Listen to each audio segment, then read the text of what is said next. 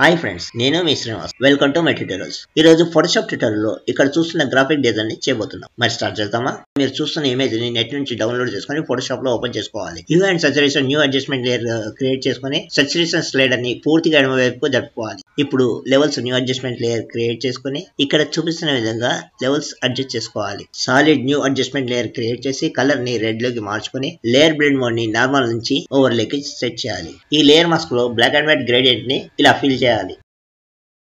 ఈ red line ని duplicate చేసుకుని మాస్క్ ని ఇన్వర్ట్ చేసుకోవాలి. రెడ్ కలర్ ని కాస్త బ్లూ కలర్ గా మార్చుకోవాలి. ఈ కలర్స్ కొంచెం బ్రైట్ గా కనిపించడం కోసం brightness new adjustment layer create చేసి బ్రైట్నెస్ ని 30% పెంచుకోవాలి. ఇక్కడ చూపిస్తున్నటువంటి కలర్ స్మోక్ ఇమేజ్ ని డౌన్లోడ్ చేసుకుని మోడల్ పైన ఇలాగా ఓవర్లాప్ చేసుకోవాలి. దీన్ని డూప్లికేట్ చేసి హారిజాంటల్ గా ఫ్లిప్ చేసుకోవాలి.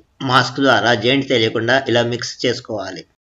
ఈ లేయర్ ని వెర్టికల్ గా కూడా ఫ్లిప్ చేసి క్రింది లేయర్ తో మెర్జ్ చేయాలి.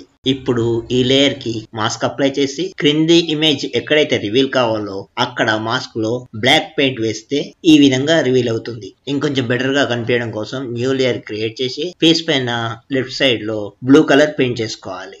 ఈ లేయర్ బ్లెండ్ మోడ్ ని నార్మల్ నుంచి హ్యూ లోకి మార్చుకోవాలి. దట్స్ ఇట్, మన డిజైన్ కంప్లీట్ అయినట్టే. అర్థమైంది కదా ఈ గ్రాఫిక్ డిజైన్ ఎలా చేయాలో? నా వీడియో కనుక మీకు నచ్చినట్లయితే like, share and subscribe. Bell icon మాత్రం కొట్టడం మరవకండి.